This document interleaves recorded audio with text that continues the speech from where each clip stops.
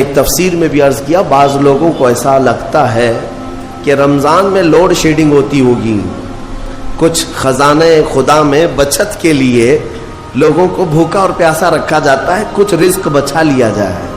نادانو، اللہ رب العزت جو پوری کائنات کا رزاق حقیقی ہے، اسے کسی چیز کی کمی نہیں ہے۔ یہ روزے جو فرض کیے گئے خزانے میں بچت کے لیے نہیں، بلکہ ہمارے جسموں کی اور ہماری روحوں کی اصلاح کے لیے، ہماری روحوں کی اصلاح اور جسموں کی اصلاح کے لیے ہمیں تقویٰ ملے۔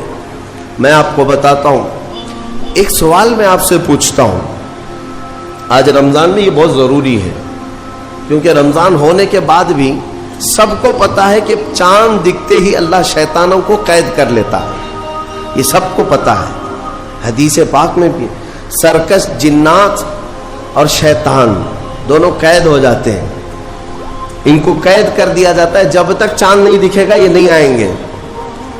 لیکن جو 11 مہینے ہم بلیم ڈالتے تھے شیطان پر کہ ہم سے برائیاں ہو گئی، گناہ ہو گئی، کیوں؟ ارے شیطان ایسا کرا دیا، شیطان ویسا کرا دیا۔ اب رمضان میں کون کرا رہا ہے؟ شیطان تو ہے نہیں، پھر فجر میں سوتا کیوں ہے؟ بغیر نماز پڑھے ٹانگ پھیلائے ویسی نماز قضا کر رہے، کون سا شیطان تمہیں سلایا؟ ابھی تو شیطان ہے نہیں۔ ابھی بھی بہت سارے لوگ چوری کا کھانا نہیں چھوڑتے، بہت سارے لوگ جھوٹ، دغا، غیبت یہ رمضان میں بھی نہیں چھوڑتے ہیں۔ تو یہ ان کو کون سا شیطان کروا رہا ہے؟ کون سا شیطان یہ برائیاں کرواتا ہے؟ اس کے جواب کے لیے ایک چیز سمجھنا ضروری ہے۔ یہ بات تو مشہور ہے کہ ساری برائیاں شیطان کرواتا ہے، ابلیس کرواتا ہے نا؟ لیکن آپ کو وہ واقعہ معلوم ہے جب آدم علیہ السلام کو اللہ تعالیٰ نے پیدا کیا اور سارے فرشتوں سے کہا کہ سجدہ کرو، کل ہی کی تفسیر میں میں نے عرض کیا، اس میں ابلیس بھی تھا۔ ابلیس بھی اس وقت بہکا ہوا نہیں تھا، گمراہ نہیں تھا، وہ اچھا تھا۔ ابلیس تو بہت عبادت کرنے والا تھا اللہ تعالیٰ کی، تو اس نے اللہ کے حکم کو ٹال کر آدم کو سجدہ نہیں کیا، غرور میں کھڑا رہا، نافرمانی کیا۔ تو اب میں یہ سوال کرتا ہوں کہ ہر ایک کو گمراہ کرنے والا شیطان ہے، تو شیطان کو کس نے گمراہ کیا تھا؟ اس کو کس نے روکا سجدہ مت کرنا آدم کو؟ کوئی ہے بہکانے والا؟ ارے وہ تو پہلا ابلیس ہے، اس سے پہلے تو کوئی ابلیس تھا ہی نہیں، اس سے پہلے تو کوئی شیطان تھا ہی نہیں۔ شیطان کو کس نے روکا کہ تو بڑا ہے، تو بلند ذات والا ہے، آدم مٹی سے بنا ہے؟ یہ خیال کس نے ڈالا؟ کون سا شیطان تھا اس سے پہلے؟ یہی بات سمجھنے کی ہے۔ محدثین نے مفسرین نے فرمایا، ابلیس کو جس چیز نے سجدہ کرنے سے روکا وہ نفس امارہ ہے، وہ نفس ہے جو آج بھی تمہارے ساتھ ہے۔ ہاں، شیطان تو قید ہو جاتا ہے رمضان کے شروع ہوتے ہی، لیکن نفس تو ساتھ میں رہتا ہے۔ اب پتہ چلا کہ رمضان میں جو کچھ بھی غلطیاں یا کوتاہیاں یا گناہ کچھ لوگوں سے سرزد ہوتے ہیں تو یہ نفس کے پجاری ہیں، نفس ان کے ساتھ ہے، یہ نفس کی غلامی میں آ گئے اور نفس کے شکار ہو گئے۔ اسی لیے قرآن میں اللہ تعالیٰ نے اپنے رسول سے بھی یہ فرمایا، اَرَأَيْتَ مَنِ اتَّخَذَ إِلَٰهَهُ هَوَاهُ افانت تکون علیہ وکیلا۔ اے رسول، کیا آپ نہیں دیکھتے کچھ لوگ ایسے ہیں جنہوں نے اپنے نفسانی خواہشات کو اپنا خدا بنا لیا ہے، اپنی خواہشات کو اپنا خدا بنا لیا ہے۔ اے رسول، کیا آپ ایسوں کی سفارش کریں گے، ایسے لوگوں کی وکالت کریں گے؟ یعنی رب تبارک و تعالیٰ نے فرمایا کچھ لوگ وہ ہیں جو اپنی خواہشات کی پوجا میں ہیں۔ کیا مطلب خواہشات کی پوجا؟ کیا مطلب ہے اپنے خواہشات کے پیچھے چلنا؟ مطلب یہی ہے کہ جو دل میں آیا اس بندے نے یہ سوچ لیا اسے کرنا ہی ہے مجھے، یہ خواہشات کے پیچھے چل رہا ہے۔ ہاں، تمہیں آرام کی فکر ہوئی، تم نے خدا کے فرمان کو ٹال دیا لیکن اپنی نفس کی سن لیا۔ اللہ تبارک و تعالیٰ کا حکم کچھ اور ہے لیکن تمہاری طبیعت کچھ اور چاہ رہی ہے۔ رب تبارک و تعالیٰ کا حکم تھا صبح صبح تمہیں اپنے گھر بلا رہا تھا، لیکن تم نے اس کی نہیں سنی، اپنے من کی سنی، اپنے نفس کی. تو یہی تو ہوا نفس کی پوجا، یہی ہے نفس کی عبادت، نفس کی پرستش، جس کو قرآن میں کہا گیا ہے کہ کچھ لوگ ایسے ہیں جنہوں نے اپنی خواہشات کو خدا بنا لیا. یہ نفس امارہ جس کے بھی اوپر حاوی ہو جاتا ہے، اچھے اچھوں کو یہ ان کا تقوی بھسم کر دیتا ہے، ایمان سے بھی دور کر جاتا ہے. اس لیے میرے عزیزوں، میں جو عرض کرنے جا رہا ہوں وہ یہ ہے کہ ہمارے لیے زندگی میں سب سے بڑا چیلنج اپنے نفس امارہ سے لڑنا. آپ کو پتا ہے رسول پاک صلی اللہ تعالی علیہ وسلم ایک جہاد سے جب واپس مدینے تشریف لا رہے تھے، وہ جہاد بہت سخت تھا، صحابہ زخمی تھے، بہت گھمسان کی لڑائی ہوئی تھی، لیکن جب واپس مدینے آ رہے تھے تو میرے آقا نے ایک جملہ فرمایا تھا، رجعنا من الجہاد الاصغر الى الجہاد الاکبر. اے میرے صحابہ، ہم چھوٹے جہاد سے بڑے جہاد کی طرف جا رہے ہیں. صحابہ نے پوچھا اس سے بڑا جہاد اب کون سا ہے یا رسول اللہ؟ میرے آقا صلی اللہ علیہ وسلم فرماتے ہیں، اے میرے صحابہ، اپنے نفس سے لڑنا اب یہ بڑا جہاد ہے، نفس سے لڑنا بڑا جہاد ہے. میرے عزیزوں، یہ خواہشات کو ہی ختم کرنا ہو، اس نفس کو اگر کنٹرول میں لانا ہو تو کیا کرو گے؟ نفس امارہ سب کے پاس ہے.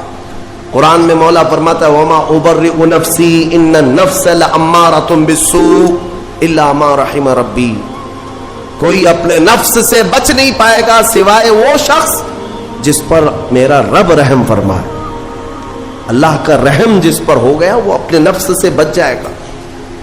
میں آپ کو ایک دعا بتاتا ہوں. حضور پاک صلی اللہ علیہ وسلم اگر دعا کرتے تھے تو اس سے آپ کو اندازہ ہو جائے گا کہ یہ کتنی امپورٹنٹ چیز میں آپ کے سامنے کہہ جا رہا ہوں. کون سی؟ حضور جب دعا کرتے تھے تو یوں کہتے تھے اللہ کی بارگاہ میں، اللہم لا تکلنی الی نفسی طرفۃ عین. اے اللہ تو مجھے میرے نفس کے حوالے ایک منٹ کے لیے بھی مت دینا، تو اپنی حفاظت میں رکھ. حضور جب یہ دعا کرتے تھے کہ مجھے میرے نفس کے حوالے ایک منٹ کے لیے، طرفۃ عین کہتے ہیں پلک جھپکنے کے برابر، اتنے ٹائم کے لیے بھی اے اللہ تو مجھے میرے نفس کے حوالے مت کرنا، تو اپنی حفاظت میں رکھ. سید الانبیاء جب یہ دعا کرتے ہیں تو اندازہ کرو اے مومنو، نفس کی تباہ کاریاں کیا کیا ہیں. یہ کتنوں کو ہلاک کر دیتا ہے، کتنوں کا عمل ضائع کرتا ہے، کتنوں کا ایمان ختم کرتا ہے. اب میں جو بات کہہ رہا ہوں وہ یہ توجہ سے سنو. یہ نفس امارہ جس نے شیطان کو بھی گمراہ کیا، شیطان کو بھی بہکا دیا، یہ نفس آدم کو سجدہ نہ کرنے کا جو غرور پیدا کیا، یہی نفس امارہ تھا. اس نفس امارہ کو اگر کوئی کنٹرول کرا سکتا ہے تو وہ ماہ رمضان المبارک ہے. بس یہی ہے رمضان کی فضیلت. رمضان المبارک اس لیے تمہیں دیا گیا کہ بڑی بڑی طاقتیں تمہارے نفس کو قابو میں نہیں کر پائیں گی، لیکن رمضان کے روزے تمہیں کنٹرول میں لے آئیں گے، کنٹرول میں لائیں گے. اب سمجھ میں آیا کہ روزے کیوں رکھائے جا رہے ہیں؟ ارے گرمیوں کی شدت ہے، ادھر حلق سوکھا جا رہا ہے، پیٹ پیٹ سے لگ جاتا ہے. ان لوگوں کو پوچھو روزہ کیسا ہوتا ہے جو مزدوری کرتے ہیں، ان لوگوں سے پوچھو جو دن بھر کام کاج کرتے ہیں. میرے عزیزوں، روزے رکھنے کے بعد کیا رب تبارک و تعالی کسی کو اس کی طاقت سے زیادہ تکلیف دینا چاہتا ہے؟ نہیں میرے عزیزوں، وہ رحمان ہے. اس نے جب تمہیں ماں کے پیٹ میں 9 مہینے رزق دیا تو کیا کائنات میں نہیں دیتا؟ تمہیں ماں کے پیٹ میں بھی رزق دیتا رہا. تم جب دنیا میں آئے تمہارے ماں کے سینے میں خون سے دودھ کس نے بنایا؟ تمہارے رزق کا انتظام کرنے والا وہ خدا. اگر تمہیں حکم دیتا ہے کہ صبح سے لے کر شام تک بھوکے رہو تو یہ اس کا ظلم نہیں بلکہ یہ عین کرم ہے.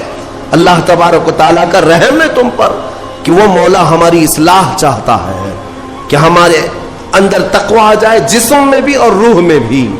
اب ایک اور بات میں آپ کو بتا دوں. میں نے ایک بات پڑھی تھی نفس کے متعلق، یہ نفس امارہ. اسی لیے امام غزالی رحمۃ اللہ تعالی علیہ نے فرمایا اللہ کی جو مخلوق ہے وہ تین طرح کی ہے، ایک فرشتے، دوسرے انسان، تیسرے جانور۔ یہ تین الگ الگ قسم کی مخلوق ہیں، کیونکہ اللہ تعالیٰ نے تینوں کو جو چیزیں دی ہیں ان میں فرق ہے۔ فرشتوں کو اللہ نے عقل دیا ہے، نفس نہیں ہے۔